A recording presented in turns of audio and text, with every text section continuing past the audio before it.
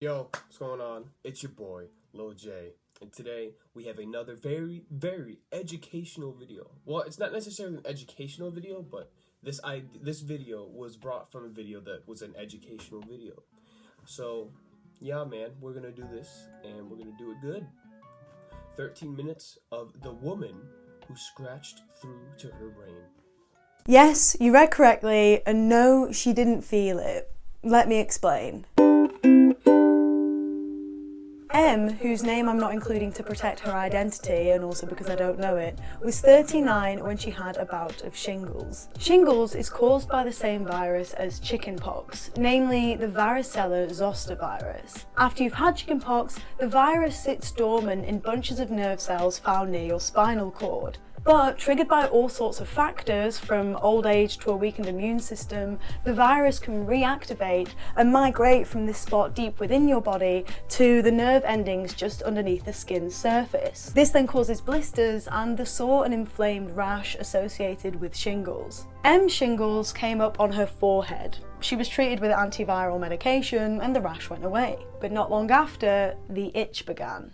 It was relentless, a constant itch that just needed to be scratched. In an interview with The New Yorker, she said, "I felt like my inner self, my brain itself was itching."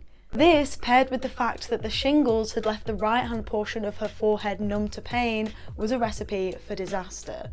Itching is a normally healthy response we've evolved to brush off disease-carrying insects or dangerous toxins. That's why when you see someone scratch, you probably want to scratch as well, because if they've got bugs on them, you probably do too. But in M's case, she had nothing to brush off. Scratching makes us feel better because the sensation overrides the itch signal for a short time. But while M's scratching brought her brief relief, the itch never went away. And what's worse is that she couldn't feel when her own scratching was doing damage to herself. In the daytime, she could distract herself, but at night, her hands would subconsciously go to her head to scratch. She'd wake up with blood on the pillows. She went to her doctor many different times, who prescribed different things depending on the explanation they came up with at the time. Her skin seemed fine other than the scratch-induced damage, so it didn't look like there was a dermatological cause for the itch. They reckoned it might be psychiatric, so they prescribed medication normally used to treat obsessive-compulsive disorder. But that didn't work either, and besides, M had no other symptoms of OCD, just this need to scratch. No matter what the doctors prescribed, the itch continued. They tried bandaging her head or getting her to wear caps to sleep in, but every time in the night her nails would make it through. The wound created by her scratching became infected by bacteria, which led to osteomyelitis, an infection of the bone. This softened her skull. Then one morning, M awoke with a green liquid dripping down her face. She bandaged it up, went to the doctors, they checked it out and called an ambulance immediately. And sure enough, in the night, she'd scratched through her softened skull and reached her brain. Her cerebral cortex was poking out of her skull, a hernia of the head. Quick warning, I'm about to show a CT scan of M's skull. It's a black and white medical image, so there's no blood, and it doesn't even really look like a human, but it might make you squirm. So it's coming up here in 3, 2, 1. Oh! Oh my.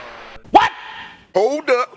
Wait a minute. Something ain't right. Whoa, whoa, whoa, whoa, whoa, whoa, whoa, whoa, hey. Oh my gosh. I gotta edit that out, man.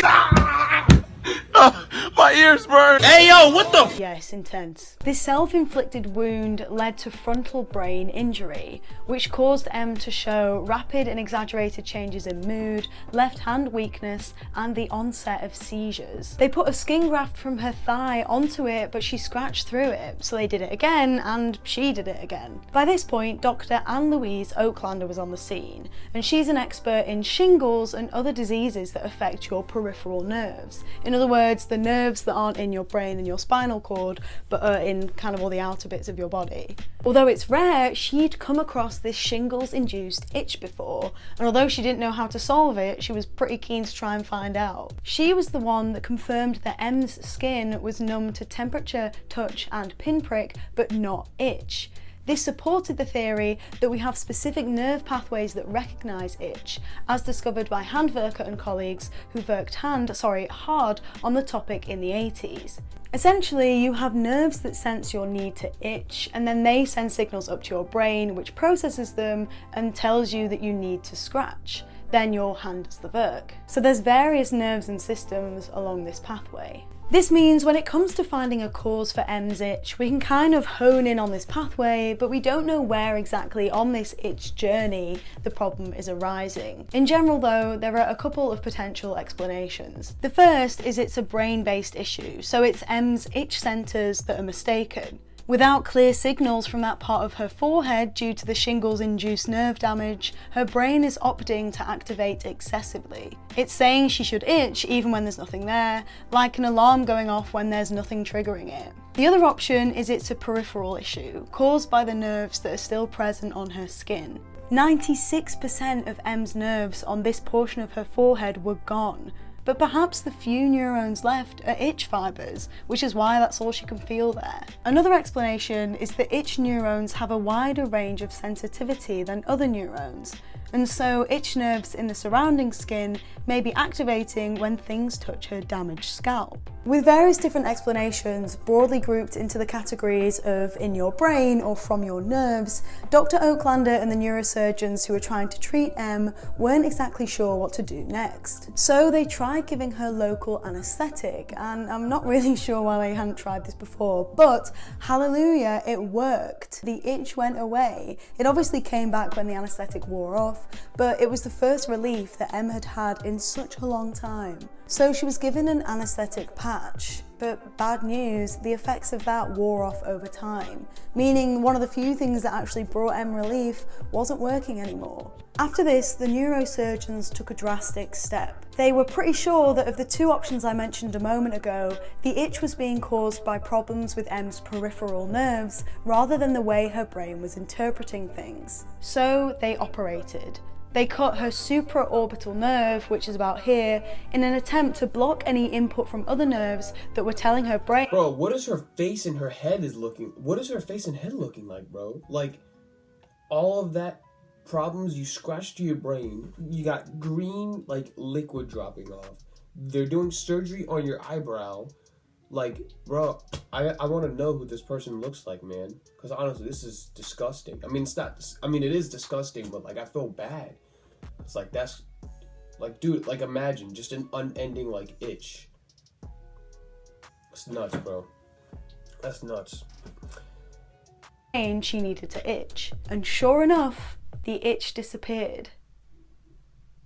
For a few weeks. Now, come on! The only treatment that worked for M was having a soft football helmet put on her head while she slept, and her hands held in white mitts that were wrapped at the wrists with surgical tape. She slept in hospital like this for 2 years until the habit of itching at night was broken. The itch never went away, but at least she didn't scratch it while she was asleep. And she was actually fortunate compared to some others. A man who was in the room next door to her at hospital sadly passed away because his itch was in his neck and he scratched through to his own carotid artery.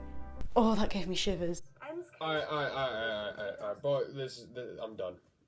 This has been your boy, Lil J. I am disgusted. And I don't know if I'm gonna be able to sleep at night. So now my problems of sleeping at night are gonna go through the roof because now I'm gonna be thinking about whether or not I scratch through my jaw, my throat, or my brain, man. Why did I do this to myself? You know, and this was based off of me trying to upload. I think I'm gonna quit YouTube, bro. I think it's time. I haven't even started yet.